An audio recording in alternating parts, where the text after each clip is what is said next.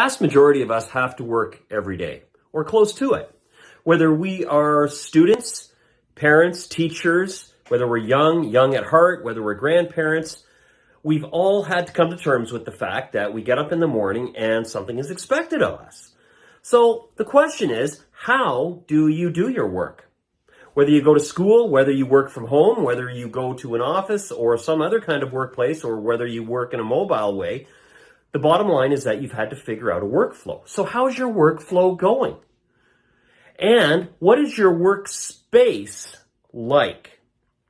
Your workflow is a function of your workspace and a bunch of other things, okay? Do you have the tools that you need to function properly? Or do you find yourself often frustrated and slowed down, perhaps by distractions, but maybe the hidden problem is that you haven't invested the time that you need to stop, get off the merry-go-round long enough to examine your workflow, okay?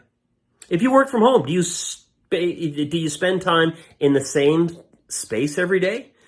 Do you have distractions all around you? So in my work in my high school, when I teach classes, I always ask students what their workflow is. And a lot of them stare at me open-mouthed. They haven't heard of the term. And some work here, some work there, some don't do any school work at home.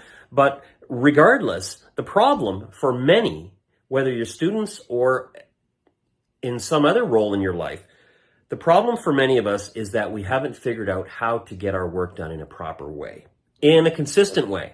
So we are going to unpack some secret tips to unleash our true potential, and it all starts with workflow. Stay tuned.